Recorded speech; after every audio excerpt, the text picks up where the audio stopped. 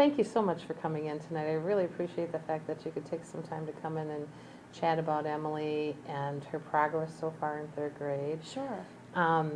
She is doing a great job. She's working really hard, and she's an excellent addition to our class. She loves to get involved in class discussions, and she always has something that she can add of relevance to everybody's learning. So Good. I I'm really glad to hear appreciate that. you coming in. Absolutely. I'm Thanks. excited to hear about how Emily's doing in third grade. Good. Yeah. Well, let's look at the report card. Now, Sure. I don't know if you've heard some of the things that have been going on in our district as far as the adoption of a standards-based report card. Have you Yes. heard about that? Actually, her dad and I did get to attend like a little meeting right before Yeah, we had one here. Yeah. the PTO meeting. Yeah. And yeah. so we did hear a little bit about the new standards-based report card, but I certainly am not an expert and I have some questions, I'm sure. Okay, great. Well, let me give you sort of a quick run-through on the report card. Sure. It looks similar to our previous report cards, but what we are looking at now are children's proficiency levels in progress on the standards. And the standards are defined by the Illinois state standards, which help to define what all children should know and learn during their educational career.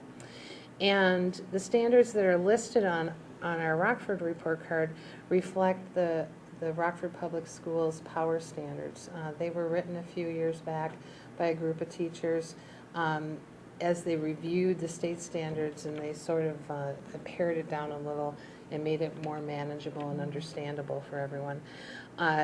At this point in time, we have a guide here regarding performance levels, and we're using numbers to explain different performance levels. They don't have any numeric value to them. They're just used as a label to explain a grade, just like ABC would have been used as a label before. So if she were to get a 4, that means that she exceeds the standard, which means, what does that mean exactly? That means that the expectations that we would have for a third grader at that trimester, that she was above that, she was exceeding that. Maybe she was performing at the level of a fourth grader, or first, like if it was like the second or third trimester, perhaps Emily, if she received a 4 as a grade in that standard, it would mean that she was doing work that was more comparable to maybe a first trimester fourth grader. Oh, okay. 3 would mean that she is meeting the standard at this time. And we're not talking about the standard at the end of the year. We're talking about where we would expect a third grader to be at the end of that given trimester. Oh, okay. And one way that we define that is with this parent guide that you would have received at the parent meeting. Mm-hmm. And this illustrates all the benchmarks for a third grader. Mm-hmm. So you may have noticed on the report card that under each subject area there are 4 or 5 standards, but these standards are all the same no matter whether the report card's for a kindergartner or the report card's for a third grader or a fifth grader. So the benchmarks help to define what is appropriate and what meets the standard at that grade level. Okay. So, for example, if we were to look at Emily's work in language arts, right now she's receiving a 2 in every area under language arts, which means that she does not yet meet the standard, but that's not anything to worry about. What that means is that Emily just needs a little more time and practice. As all children grow on a continuum, we're looking at individual growth, and we're not comparing children anymore to like a group of students in the class. You know how when we were in school there was like a bell curve? Right. Some kids did really well, some kids did really Sure, poorly, yeah. and most fell in the middle. Well, that's not what we're looking at in a standards-based system of instruction and reporting. We're looking at children each individually. So we're looking at Emily and how well she's progressing across the continuum for third grade. Okay. But you know what? I noticed something right away here. Mm-hmm. Here's a 1, and when I look up here, that says a warning, significantly below standard. So, what does that mean for Emily? It says reads with fluency, and she's at a warning. I'm not sure what that means, and that makes me a little bit nervous as her mother. Well, I can understand that that would make you nervous, but I need to let you know right now not to worry about that, because when we have students that are struggling more at that end, we do have built-in interventions within the classroom and within our building that help us to address that.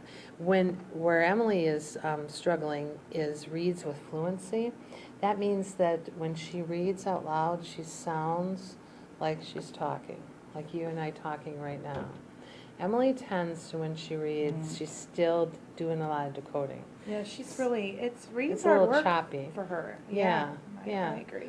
A little choppy. And so at this point in time, Emily, when we have 180 minutes a day of reading instruction in our classroom. That's great. That's a lot. But we do lots of different kinds of reading instruction and intervention, and during that time, we have a time when the children are in small groups. And those groups change throughout the course of the trimester and throughout the course of the year. Right now, Emily's in a group where she is working with other students. There's about 4 children in that group right now, and they're all working on fluency techniques. So they're learning how to decode quickly. They're learning how to be more fluent readers. Okay. So a portion of her day in the morning in our reading block is spent just working on that skill, because we recognize the good. fact through some assessments that that was one thing that Emily and some other children needed to work on. Okay, good. Okay?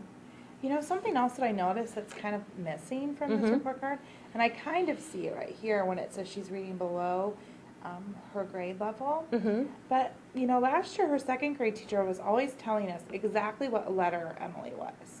And Emily left at the end of second grade, and she was a J. Mm-hmm. And I'm just wondering, have we seen growth? Is she still a J? Okay, and what did the teacher tell you about J as far as what that level meant? Well, she explained it like all the books that she had in her classroom were leveled. Mm-hmm. And so Emily came in at a certain level, and then she kept moving up, and she gave her a test that told her what level she could read at. And then we got, you know, every time we got a report card, it told us that she was growing. So I know that at the end of last year, she was at a J. And I guess I don't see that, so I can't tell if she's grown or not. And how are you, I mean, can you tell if she's growing if you don't have that Oh, test? absolutely, absolutely, and she has shown a great deal of growth. A level J with the diagnostic tools that we had used in the past simply indicated that she was what would have been a mid-second grade level. So she was a little behind, but that's nothing to worry about at this point in time. That's one thing I didn't mention before, and I want to mention, is that when we're talking about a 2 as a grade, it means does not yet meet the standard. And we have to look at that as the idea that the children sometimes need a little more time in practice. When we think about children and their growth and their development over a continuum, we can look, a good example is to look at when Emily was a toddler. We all know as adults the milestones that toddlers are going to reach along the way. And you look at that milestone and you start looking, you know, usually at that point in time, maybe a little bit before, like walking, you know. Most children start walking at 9 months or so. And some children start at 7 months, and then some don't even start pulling themselves up until 12 months. But that's not a concern. It's not an area, because every child makes their growth over a continuum and does it at different rates. Emily is a little bit behind as far as her reading skills go, and so that's why I've indicated here that she was below the expected grade level. But it's not anything to worry about at this point in time. She is receiving she's receiving different interventions throughout the course of that 180-minute reading block that I was telling you about that will help to move her up and boost her up over so that she's at grade level. And I truly feel that she's going, by the end of second trimester, she's going to be on target.